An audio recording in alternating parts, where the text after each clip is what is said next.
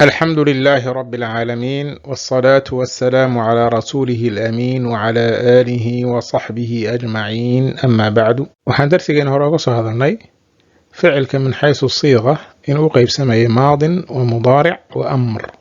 darsigeena maanta waxaan uga hadli doonaa insha allahu tacaala mid kastoo ka mid a saddexdan qayb markii faacil looga dhigo damiir qaabkeeba markaa ayuu u ekaanayaa.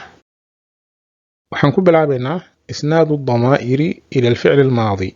الضمائر وجمع ضمير اسمك سادكتهين وحقوق بسماء ظاهر يا مضمر.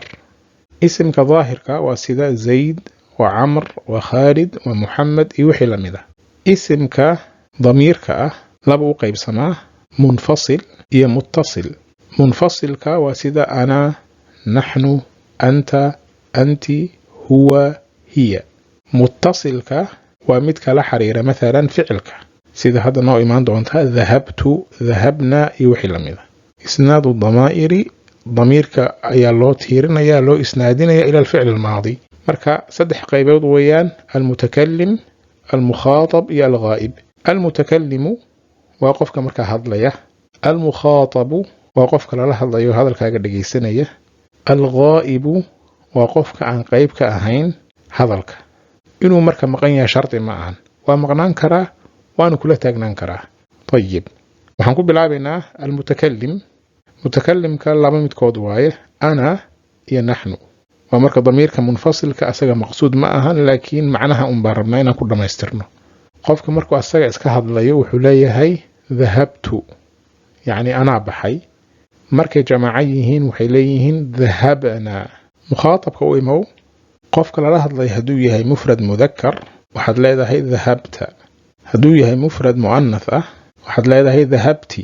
hadday yihiin laba qof wax lala hadlayo ama dumar ha noqdaan ama rag ha noqdaan ama isku dhex jiraanba waxaad leedahay dhahabtuma, labadiina baxay. hadday jamaaca rag yihiin waxaad leedahay dhahabtum. hadday yihiin jamaaca dumar ah waxaad leedahay dhahabtunna. hadduu ghaa'ibka yahay mufrad mudhakkar ah يعني وهل قف أو لبأ وحد لا ده ذهب. هدو غائب كي هي مفرد مؤنثة وحد لا ده ذهبت. هذي اللبيهين أو ركعة وحد لا ده ذهب. هذي دمريهن ذهبتا، بمعنى ذهب وألف له زيادية يو ذهبت وألف له زيادية.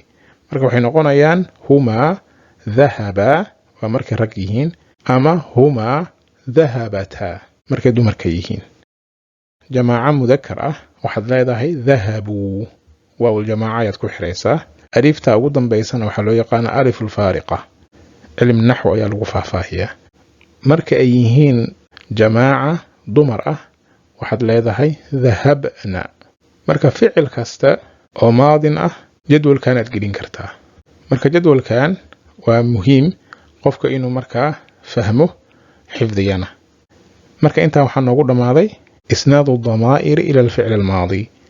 marka waxaad leedahay dhahabtu dhahabna dhahabta dhahabti dhahabtuma dhahabtum dhahabtunna dhahaba dhahabat dhahaba dhahabu dhahabna.